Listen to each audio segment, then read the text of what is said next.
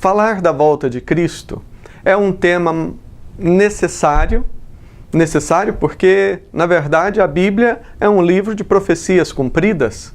A grande profecia que nós estamos aguardando, o cumprimento dela, é o regresso de Cristo e a consumação de todas as coisas. É claro que nesta grande, maravilhosa profecia estão incluídos vários outros detalhes, e digamos, várias outras profecias, mas podemos dizer que a única profecia que ainda falta ser cumprida é aquela que fala da conclusão do projeto de Deus envolvendo a volta de Cristo e todos os detalhes relativos ao fim desse período que vai da criação até a consumação dos séculos. E nós sabemos que este é um tema que muitas vezes incomoda as pessoas, mas, na verdade, ao contrário de trazer peso, pensar na volta de Cristo, pensar na restauração de todas as coisas, pensar até mesmo na nossa ressurreição, deve ser algo que produza um efeito totalmente inverso do medo. Deve produzir em nós entusiasmo, alegria de saber que o nosso Pai, o Criador dos céus e da terra, nos ama e tem algo maravilhoso preparado para nós. Nesta mensagem, nós estaremos meditando sobre o dia do juízo final. Baseado na palavra de Deus, estaremos vendo o tema, o dia do juízo, como Deus nos vê. Como Deus vê você que já tem Jesus como Senhor e Salvador, você que já faz parte da família de Deus, como que será a nossa experiência nesse dia? Vamos pensar nessa verdade maravilhosa.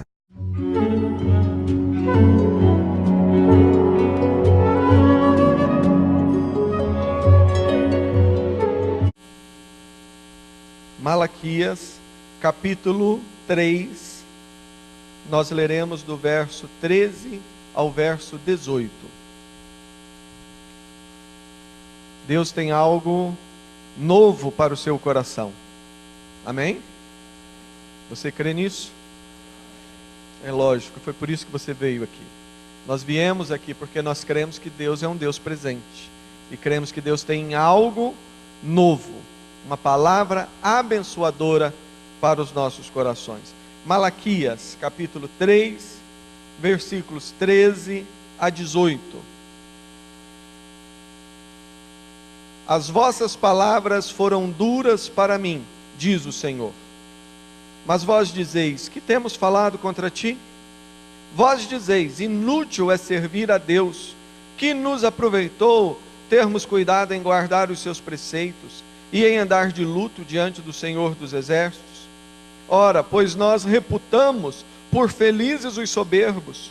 Também os que cometem iniquidade prosperam. Sim, eles tentam ao Senhor e escapam.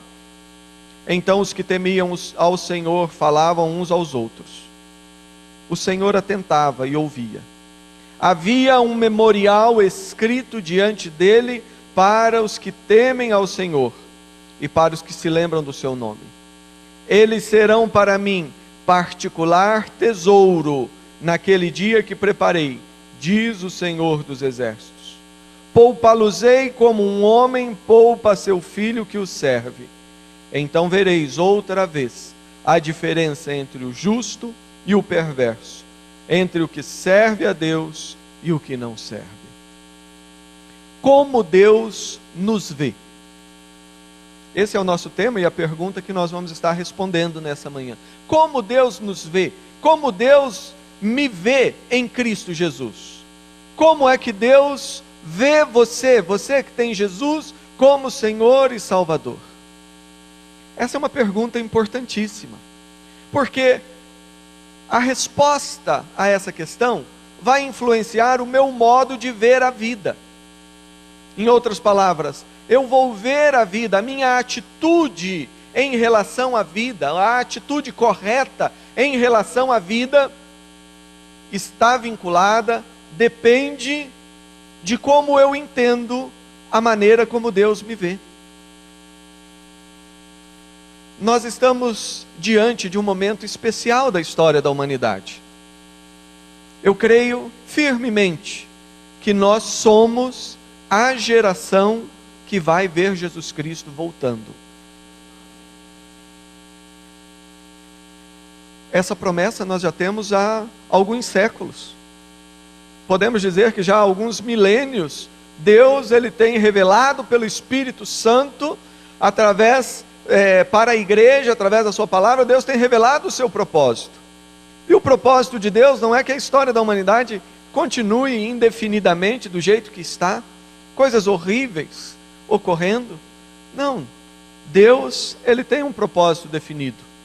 E o propósito dele é nos conduzir para aquele dia, onde ele há de se manifestar de uma forma gloriosa, e há de retirar do universo toda a presença do mal, tudo aquilo que é pecaminoso, tudo aquilo que não combina com a beleza de Deus, com a glória de Deus, tudo isso será retirado, o juízo estabelecido, a graça de Deus manifesta de uma forma maravilhosa, e então os filhos de Deus, como diz a palavra, brilharão como o sol no reino do Pai, para toda a eternidade.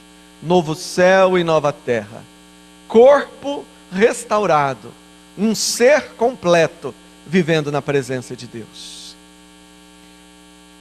Mas, à medida que nós caminhamos para esse dia maravilhoso, algumas coisas diferentes começarão a acontecer.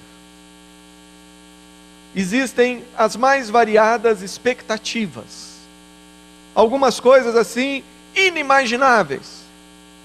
Talvez, quem sabe, vai chegar o dia daqui a alguns anos, onde você vai olhar para o céu e vai ver uma esquadra de discos voadores voando em cima da sua casa.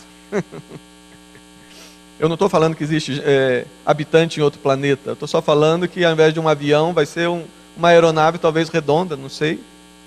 Talvez algumas pessoas já falaram, pastor, que história é essa? Mas irmãos, coisas estão sendo preparadas. A Bíblia diz que não existe nada encoberto que não vai ser mostrado. E aquilo que os homens têm feito às ocultas e em segredo durante as últimas décadas, nos dias finais vai ficar à mostra. E eu acho importante, mesmo que alguns achem estranho uma afirmação como essa, eu acho importante, porque eu sei que para muitas pessoas, se elas de repente olhassem para uma cena como essa, talvez tivesse o ímpeto de jogar a Bíblia fora e dizer, realmente não existe essa de Bíblia, né? Nós somos filhos dos alienígenas. Mas se você ouviu e presta atenção nessas coisas, se acontecer alguma coisa assim, você vai se lembrar e vai falar, não, isso é só mais uma artimanha do pai da mentira, tentando nos confundir e tentando nos tirar a bênção. Mas eu falei aqui algo assim, né, estranho para muitos, mas só para dizer que esteja preparado, né? Os dias estão nos reservando, o que nos reserva esse ano, o que nos reserva o ano que vem. Se você fica só com essas perguntas, talvez o seu coração caia em ansiedade, mas o propósito da palavra de Deus nessa manhã, não é falar o que nós podemos esperar do amanhã. O objetivo é falar como que Deus me vê, como Deus vê você, você que é filho de Deus, você que tem Jesus no coração, como é que Deus vê você? Isso faz toda a diferença. Não nos interessa o que vai ocorrer, se vai ocorrer de imediato, se vai ocorrer daqui 1000 anos, não importa. O importante, e é isso que Deus quer falar com o seu coração, o importante é você saber quem é você aos olhos de Deus. Malaquias é um livro que foi escrito possivelmente nos dias de Esdras e Neemias. Os estudiosos lançam algumas dúvidas se Malaquias de fato foi o nome de um profeta, ou de repente é um título usado para um grupo de pessoas, mas isso não vem tanto ao caso. O importante é saber que ele foi escrito nos dias de Esdras e Neemias. Os temas que eles tratam, que Malaquias trata, é o mesmo. Mas Malaquias, que é o último livro colocado aqui antes do Novo Testamento, ele nos apresenta Deus de uma forma maravilhosa. Ele nos apresenta Deus como sendo fogo. Ele usa a imagem do fogo para se referir a Deus. E Deus, segundo Malaquias, é fogo que traz santificação, aperfeiçoamento. E diante de Malaquias também, Deus é o fogo que traz o juízo. Veja lá em Malaquias capítulo 3, versículo 2. Está bem próximo aí. Capítulo 3, versículo 2. Assim diz a palavra de Deus: mas quem poderá suportar o dia da sua vinda? E quem poderá subsistir quando ele aparecer? Porque ele é como o fogo do ourives e como a potassa dos lavandeiros. Aqui está falando da manifestação final do Senhor, a manifestação de Jesus. E ele diz que quando Jesus se manifestar, quando Deus ele se manifestar em toda a sua grandeza, no momento em que ele tem preparado, ele será como o fogo do ourives. O fogo para o ourives, ele tem a finalidade de purificar o ouro. O ouro ele já é precioso, mas no seu estado natural ele contém impurezas. Você é ouro, se você tem Jesus, você é ouro. Nós somos ouro, mas somos ouro que ainda trazemos em nós impurezas. Somos ouro que trazemos ainda em nós imperfeições. Somos ouro que trazemos em nós ainda coisas que não agradam, que não glorificam a Deus. Mas diz a palavra de Deus que o Senhor há de se manifestar como o fogo do ourives. E o fogo ele faz o ouro derreter. E o fogo faz com que a impureza venha à tona, e o ourives então possa retirar a impureza, e fique apenas o ouro mais puro. Se você tem Jesus no coração, se você é filho de Deus, se você já teve essa experiência, quando você lê na Bíblia, e tem do Espírito Santo o discernimento que de fato somos a última geração, e que de fato estamos caminhando para a conclusão final do projeto de Deus, não tenha medo do fogo, mas entenda que esse é fogo que vem para santificar, é experiência que vem para purificar, é experiência que vem para fazer com que eu e você conheçamos e entendamos o verdadeiro significado da palavra avivamento. Irmãos, os dias finais serão dias caracterizados pelo mover do Espírito Santo. O Senhor, Ele é fogo que santifica. Mas, no capítulo 4, no versículo 1, o texto diz: pois eis que vem o dia, e arde como fornalha, todos os soberbos e todos os que cometem perversidade serão como o restolho. O dia que vem os abrasará, diz o Senhor dos Exércitos, de sorte que não lhes deixará nem raiz nem ramo. Para o ouro, Deus, a manifestação intensa de Deus é fogo que santifica, é fogo que aperfeiçoa, é fogo que faz com que nós estejamos mais pertos e próximos do nosso amado Deus. Mas para o ímpio, aquela pessoa que reluta em render-se a Deus, aquela pessoa que prefere dizer que aquilo que aqui está escrito é invenção de homem, é mentira e não é bem assim. Para aquela pessoa que insiste em caminhar segundo os desejos do seu próprio coração, para o ímpio, o fogo é fogo que queima, é fogo que abrasa, é fogo que aniquila, é fogo que queima, diz aqui, e serão como o restolho. e serão queimados, e não deixará nem raiz nem ramo. Olha só, a Bíblia ela está falando de um mesmo dia, ela está falando de uma mesma manifestação de Deus, não está falando que Deus é ao mesmo tempo dois tipos de fogo diferentes. Não, Deus é Deus, e o fogo de Deus é fogo de justiça, é fogo de santidade, é peso eterno de glória.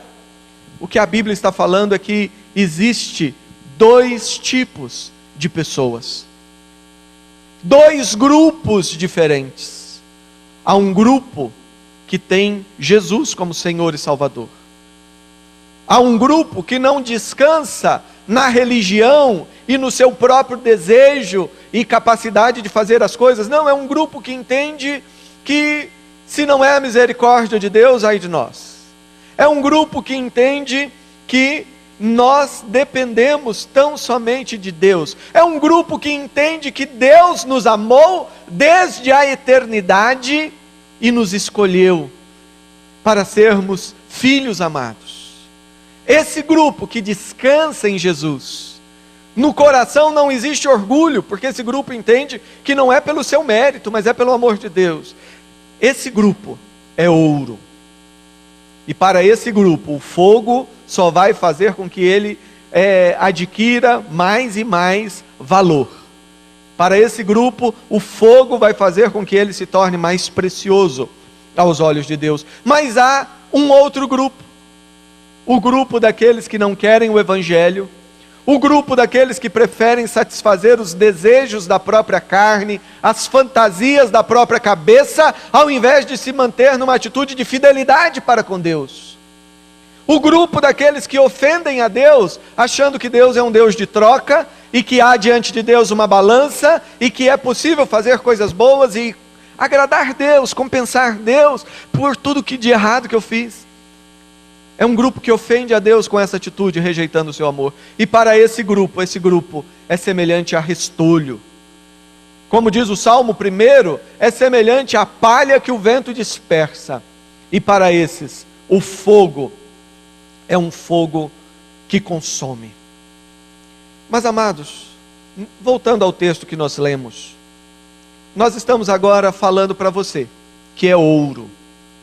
E se há no nosso meio alguém que está em dúvida se pertence a um grupo ou ao outro, se você de repente ainda está na dúvida se de fato você já pertence a Jesus, não perca a chance. Hoje é o dia, no silêncio do seu coração, fale com Deus, dizendo: Senhor, eu quero ser ouro, eu quero Jesus na minha vida. Eu quero que o teu propósito santo, bom, perfeito, se cumpra. Deus tem coisas maravilhosas na sua vida. Mas, olhando para o texto, a nossa pergunta é: como Deus nos vê? E aqui, nesse texto, o texto nos fala três verdades. Diante de Deus, a primeira verdade, diante de Deus há um memorial escrito, no qual consta o seu nome, pertence a Jesus. Coisa maravilhosa. Não me importa saber o que vai acontecer, por mais estranho que seja, não me importa. O importante é saber que o meu nome está diante de Deus, escrito no seu memorial. A segunda verdade: nós somos para Deus um tesouro particular. Um tesouro particular. É particular porque ele não empresta para ninguém.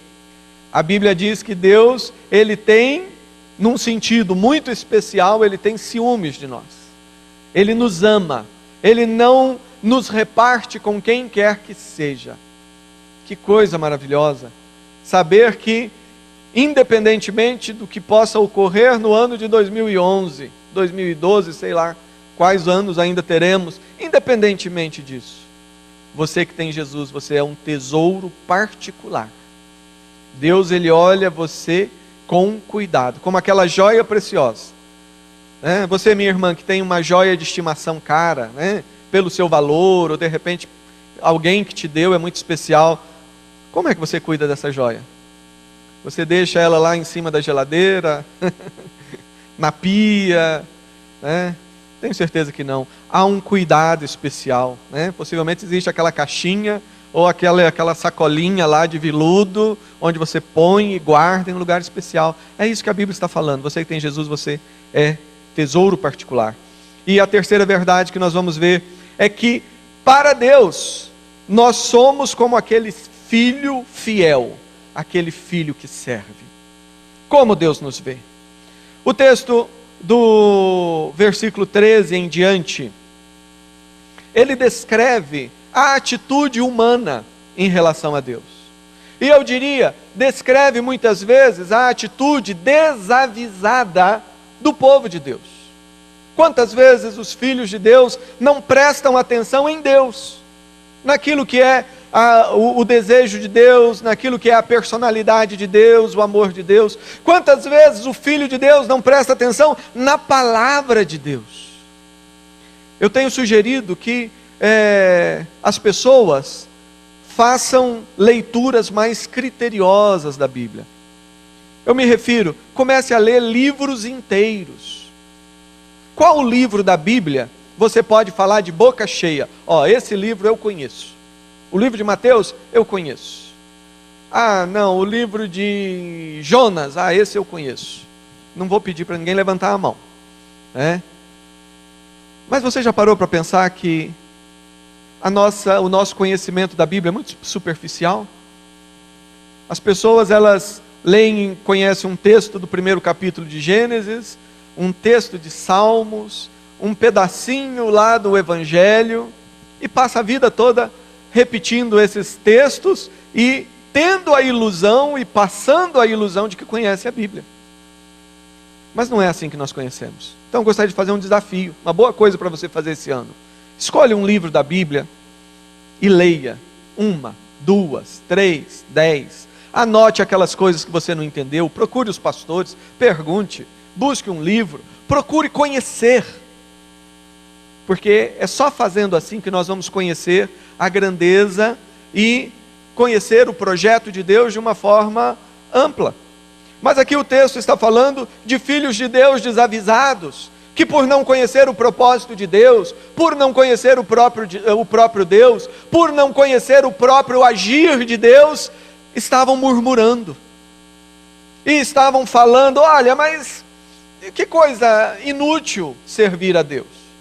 Eu procuro servir a Deus, eu estou até fazendo treinamento para assumir célula, eu participo dessas reuniões, eu faço isso, eu faço aquilo, e parece que a vida é tão difícil, parece que as coisas são tão complicadas, e de repente eu vejo lá o vizinho, eu vejo outras pessoas, que dizem alguns que até satanista e parece que a vida do sujeito é boa. Olha lá, ele está andando de carrão, a empresa parece estar prosperando, está andando e parece vivendo tão bem. Era mais ou menos isso que o povo de Israel aqui estava falando. Ora, pois nós reputamos por felizes os soberbos, também os que cometem impiedade prosperam. Sim, eles tentam o Senhor e escapam. Então os que temiam ao Senhor falavam uns aos outros. Olha só o que diz o texto. Deus, o Senhor, atentava e ouvia. Lá estavam as pessoas murmurando, falando, e Deus estava apenas prestando atenção e ouvindo. E diz o texto, havia um memorial escrito diante dele, para os que o temem, para os que se lembram do seu nome. Você quer saber a diferença que existe entre aquele que serve a Deus, aquele que vive no Evangelho e o que não serve? Aqui está a primeira diferença. Aquele que é filho de Deus, aquele que serve a Deus, aquele que se rendeu a Jesus Cristo, o nome dele está num memorial diante de Deus. Aleluia! Você tem certeza que seu nome está lá naquele memorial? Olha que coisa preciosa. O que é um memorial? Um memorial pode ser um monumento. Pode ser, quem sabe, lá uma lâmina de ouro. Não sei o método, mas o memorial é algo que nós usamos para nos trazer à memória fatos importantes. O memorial é para celebrar vitórias. O memorial, ele serve para apontar projetos para o futuro. Deus, ele usa essa linguagem. Evidentemente, Deus, ele não precisa de uma pedra escrita ou de algo, uma folha de ouro, para se lembrar. Mas Deus usa essa linguagem para nós entendermos que diante dele há um memorial com o meu nome escrito. Há um memorial com o seu nome, meu irmão, minha irmã que tem Jesus, o seu nome está escrito. Não me importa o que esteja escrito nos planos das trevas para esses dias. Não me importa o que esteja escrito na agenda de sociedades secretas para o tempo que nós vivemos. Não me interessa o que esteja escrito nos jornais. O que me interessa é que o meu nome, o seu nome, está escrito num memorial diante de Deus. E Ele olha para você, e Ele olha para o memorial. Como eu disse, o memorial, ele é celebração de vitória. O que quer dizer que o meu nome está num memorial diante de Deus? É que Deus, por causa de Jesus, Ele celebra a sua vitória, a minha vitória a todo momento. Ele olha e Ele sabe que em Cristo nós somos mais que vencedores. Ele olha o meu nome, o seu nome lá, e Ele sabe, olha, a vitória já foi comprada em Cristo. Esta pessoa, esse meu filho, essa minha filha, eles estão destinados à vitória. E eu estou falando vitória de verdade, né? Às vezes algumas coisas pequenas na vida da gente, a gente já acha que é uma grande vitória, né? Comprei um carro, vitória. Adquiri isso, vitória. Deus, Ele está falando de vitória de verdade. Ele está falando de novo céu e de nova terra. Ele está falando de um cenário perfeito. Ele está falando de um ambiente para uma comunhão plena e perfeita e inimaginável com Deus. Um memorial, celebração de vitória. Um memorial que aponta projetos para o futuro. O seu nome, diz o texto, ele está num memorial escrito diante de Deus. E esse memorial determina, diante de Deus, no mais altos céus, determina o grande propósito de Deus para a sua vida e para a minha vida, que é plenitude na presença de Deus, que é aquele dia maravilhoso, quando o Pai estará sentado à roda da mesa, e ali ao seu lado estará Jesus Cristo, e todos nós sentados à roda, e o Pai vai olhar para você, vai olhar para mim, e vai conseguir ver em mim e em você a mesma beleza que ele vê na pessoa de Jesus. Isso é propósito. Irmãos, por que essas pessoas aqui do texto, elas estavam murmurando contra Deus? Porque elas não tinham noção de valor, ficavam valorizando coisas pequenas demais, as coisas corriqueiras da vida, não tinham olhos para ver a grandeza do projeto de Deus para mim e para você. E é isso que Deus deseja para a nossa vida. Mas o texto continua dizendo: e eles serão para mim particular tesouro naquele dia que preparei, diz o Senhor dos Exércitos. A Bíblia, ela é retumbante em falar do projeto de Deus. Esse texto é claro. Deus, ele está falando, olha, aquele dia que eu preparei.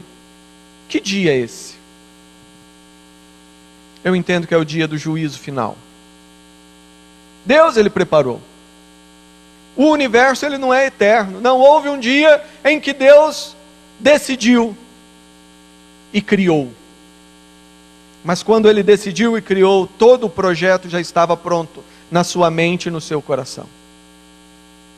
É um estágio da nossa história que tem início, meio e fim.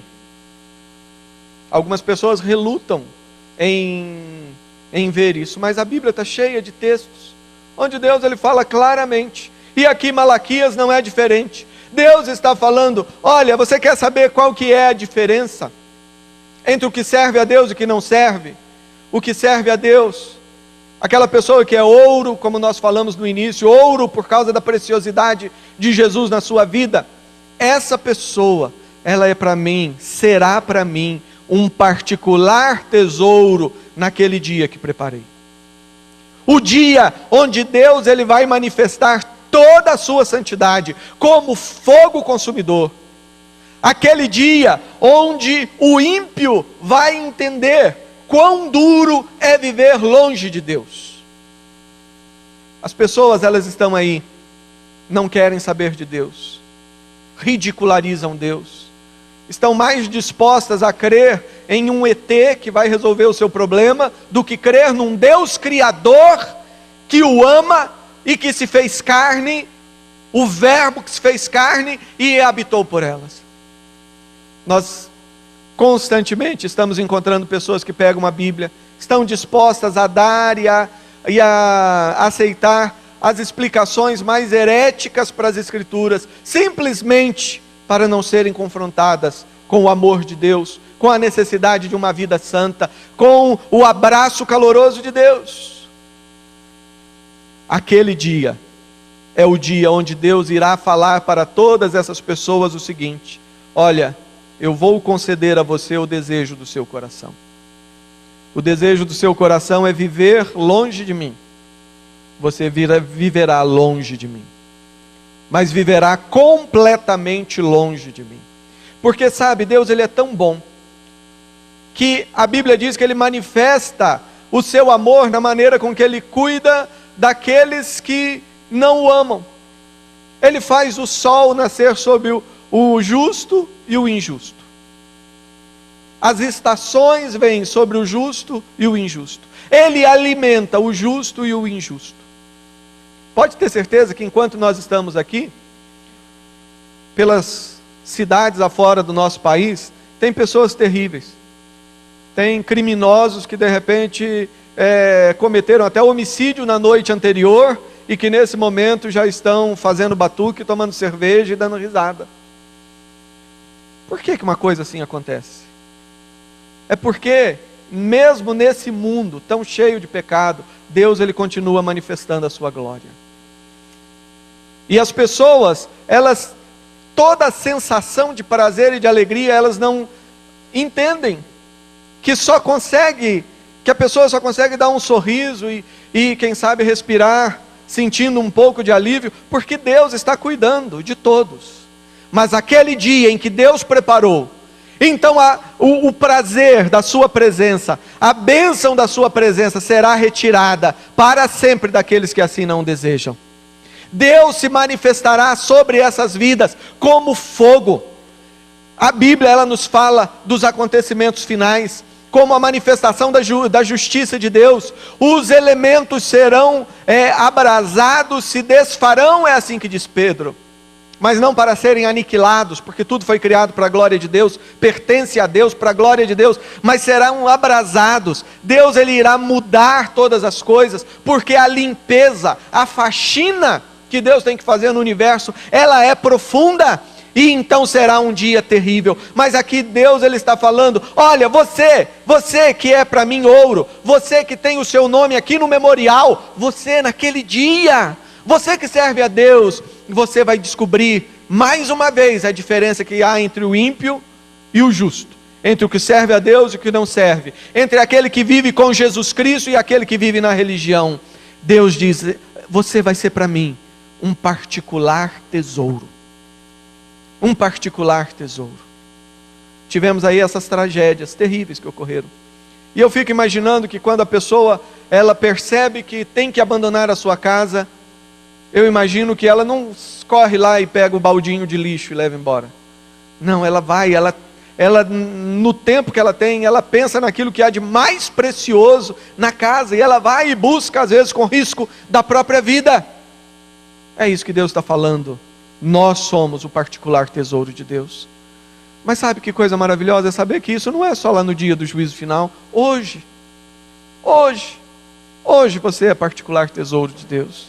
Hoje o seu nome está escrito naquele memorial e independentemente de qualquer coisa que você esteja enfrentando, não importa o tamanho da sua luta, você pode ter essa certeza, você pode ter essa alegria de saber que, olha, eu pertenço a Deus, eu sou de Deus, meu nome está lá escrito naquele memorial, nome e sobrenome está lá naquele memorial, eu sou um particular tesouro. Finalmente o texto prossegue dizendo: eles serão para mim particular tesouro naquele dia que preparei, diz o Senhor dos Exércitos, poupá-los-ei como um homem poupa seu filho que o serve. E então vereis outra vez a diferença entre o justo e o perverso, entre o que serve a Deus e o que não serve. E essa é a terceira verdade. Deus, ele diz, olha, naquele dia que eu preparei, o dia onde a minha manifestação será poderosa, justa, santa, como o fogo. Aquele dia em que os elementos serão abrasados. Aquele dia onde o cenário irá contrariar toda a lógica. Aquele dia que para muitos será simplesmente um momento de catástrofe. Naquele dia, eu vou poupar o meu filho. Eu vou poupar você, que é meu particular tesouro. Eu vou poupar você, cujo nome está naquele memorial. Eu vou poupar como um pai poupa o filho que o serve. Aleluia. No momento de crise, no momento de dificuldade, você que é pai está diante de uma situação difícil, os recursos são poucos, as pessoas são muitas, mas no meio da multidão, lá está o seu filho. Aquele filho amado. Aquele filho que o serve. Aquele filho fiel. Aquele filho que valoriza o que está no seu coração. Aquele filho que tem o desejo e se esforça por conhecer os seus pensamentos. Aquele filho que fez dos seus desejos, do desejo do pai, o seu grande propósito. Certamente a sua atenção, seu esforço, a sua vida estará sendo direcionada para aquele filho. E é isso que Deus está falando. É assim que Ele te vê. Vê como um filho que serve ao Senhor. Mas não se engane, não pense que a expressão filho que serve está se referindo a esforço próprio do filho.